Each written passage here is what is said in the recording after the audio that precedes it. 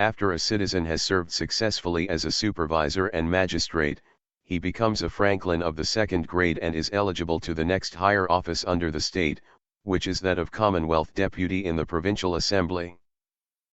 This body corresponds to your state legislature. 1 week after the primary election, the Commonwealth election is held, which is participated in by all ex-magistrates in the Commonwealth, and one is chosen Commonwealth representative in the Provincial Assembly. The choice for all civil officers is by lot. A week later, the provincial elections are held, and from the body of ex-Commonwealth deputies one is chosen to represent the province in the National Senate. All of the newly elected bodies meet on the first day of January and organize, and the new Senate from the whole number of ex-senators in the Republic choose a new president. The primary elections occur annually, the Commonwealth elections biennially and the provincial and presidential elections quadrennially, the terms of office being respectively, 1, 2 and 4 years. A citizen is, by virtue of his seal, a citizen of the first grade. After he has served as magistrate, he is in the second grade. After serving as deputy in the Provincial Assembly, he is a franklin of the third grade, and when he has been elected national senator he advances to the fourth grade. After he has served as president, he has no grade at all, having no longer the right to vote or participate in any election. No citizen is eligible to the same office more than once, and after serving in any of the capacities mentioned, becomes eligible to the next office above and holds that grade if he does not go higher until he reaches the age limit, which is 60 years for the first grade and 70 for the others. As with the exercise of the franchise in America, some of our citizens never contest for any office, having no desire for public life and it being entirely optional with them. When a man is out of office, he is only a private citizen having no advantage over any other franklin in the Republic, except merely his eligibility, in common with all others of his grade, to the office next above the one he has held. Retiring presidents are an exception, as by virtue of having held every office under the state, they are considered preeminently qualified and become life members of the Supreme Cabinet, which body is composed of ex-presidents and 3 citizens of the first grade, chosen for distinguished ability and appointed by the incoming president with the approval of the Senate. This Supreme Cabinet serves as an advisory council to the president and as a national board of arbitration, to which is referred all vexed questions of internal administration. It is the highest authority in the Republic, and by its sanction, the president has the right to veto. Can you conceive of any scheme of government simpler than this? Asked my friend. Our financial, judicial, and penal systems are just as simple and satisfactory, but we have not time to go into them now. The scheme certainly possesses the merit of simplicity. I replied, and yet under it, is it not possible, probable, extremely probable, that a controlling majority in these legislative bodies may be wholly incapable of framing suitable laws for a great state? My observation has been that men are egotistical and obstinate in the proportion that they are incompetent, and a majority of such men, it seems to me, would not only fail to legislate wisely, but would prevent a capable minority from doing so. My dear sir, exclaimed the professor, you have not yet grasped the first principles of legislation in this great country. It is not the exclusive function of any of these legislative bodies to originate legislation. They may indeed, devise and propose laws, but they have no power to enact any whatever for the government of the people. Here is where the elective franchise comes in, as every law, whether proposed by the National Senate for the Republic, the Provincial Assembly for the province or the Commonwealth Council for the local government of the primaries, must be referred to the people and its acceptance or rejection determined by their vote. Wise measures of public policy are originated for the most part by scholars and publicists, and when they are elaborated and perfected by public discussion, they are properly framed and submitted to the people in the appellate elections. It is the appeal to the people for an expression of their will on the subject. The people may take the initiative and compel legislative bodies to propose laws. This is a prerogative, though, that is never exercised, for legislators, knowing the alternative, are always willing to propose any legislation demanded by their constituents. You want to bear in mind that there are no political parties here, such as you have in America, consequently there is not the vindictive strife and party feeling that you have there. There are no questions of personal ambition or party expediency to be considered, and no motive to swerve any legislator from the most absolutely unselfish efforts for the public weal. There must certainly be differences of opinion on measures of public policy, I suggested. There are differences of opinion, of course, on nearly all measures that are proposed, and they are discussed by the press and the people and then settled by vote of the sovereign citizens. But as there is no necessary connection between the success of these measures and that of any individual in the nation, the discussions are always moderate and intelligent. Unmarried women of legal age and widows with the necessary qualifications are franklins of the first grade and share with men the appellate franchise. Pray, what compensation do these different legislative officers receive? I asked. Primary supervisors and magistrates receive $1 and $2 a day respectively, the year round, because they are constantly employed, answered the professor. Provincial deputies receive $3 a day for the time they are in session, national senators receive $4 and presidents get $5 for their full time, as do members of the Supreme Cabinet, for they are constantly employed. There is no mileage, as the railroads are owned by the state and it costs them nothing to travel. $5 a day for the president of a great nation. The statement fairly took my breath.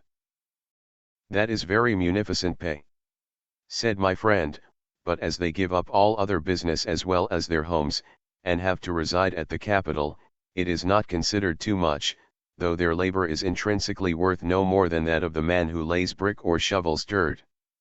This is indeed a remarkable government, I exclaimed. My fellow countrymen, said the professor, rising, I have the kindest memories of your country, for it is the land of my birth. But you have a very imperfect system of government. It is by no means representative and admits of more corruption than could exist under an intelligent despotism. It has been so with all previous attempts at popular government. It is an elastic system, and heretofore, with boundless territory and immense unused resources, it has been adequate. Congestion in the state as in the human body is fatal, and you will ultimately reach a period of congestion. The great billows in mid-ocean roll grandly on without danger and without noise, save a deep soothing murmur. It is only when they reach their outmost bounds and dash themselves on the rock-hound coast to be thrown back in broken, foaming masses, that the angry roar of the breakers is heard, sending terror to the heart of the mariner. As long as you have unoccupied territory for your increasing tides of population to flow out upon, your people will have homes, and as long as the majority of them have homes and property, you are safe, for it is the illusion of all partially civilized people that the object and end of government is to protect property. But under your system, the time will come when comparatively few people will own most of the property and control the means of subsistence. Then, they will logically combine for mutual protection and aggression, and learning the terrible power of combination, will inevitably throttle the spirit of liberty and crush the life-blood out of your people. On the other hand, a few men in whom the love for wealth and power has extinguished the love of liberty and their fellow men, owning all the wealth and by the power of that wealth controlling production, transportation, legislation, everything. On the other hand, millions of people only a few generations removed from the noblest and most heroic ancestors reduced to the conditions of serfs. To even a worse condition, for the medieval serf might work and fight for his master, hut with your 100-handed machinery to produce, and the blind greed which will deprive the masses of the power to consume, their services will be dispensed with. Their labor will not be required, and there is nothing their masters will want them to fight for, as they will possess everything. There is the picture for you, sir: heartless greed, oppression, ill-gotten wealth fortified by legislation and protected by hired minions on one side, and on the other, millions who cry for the opportunity to earn bread. And if you want it shaded, there is dynamite and gunpowder and gorgeous combustible villas, all great smoke makers. My companion had been pacing the floor excitedly as he poured out these burning words, but now stopping before me his mood suddenly changed and he smiled broadly. Why bless me? I am talking to you as though your destiny was bound up in the United States and you were going back there next week, when as a matter of fact we are, both of us, absolutely cut off, and that country is no more to us than the lost Atlantis or the cities of the plain. Come. I don't know how you feel, but this great outflow of words seems to have left a void that reminds me that it is about the hour for lunch. Stepping to the ubiquitous transmitter, he gave some orders about a carriage and I heard him say something about a two-seater at the hour of 14. Passing out of the building, we walked through the handsome grounds of Capitol Square and had barely reached the boulevard that surrounded it when a light carriage came whizzing down upon us, in which we took our seats and were propelled swiftly to my friend's house in the suburbs. I have been greatly interested in what you have told me about your government, I said as we rode along, but one thing you did not explain I would like to know, and that is how the lots are cast which elects one man to office out of the great number of candidates.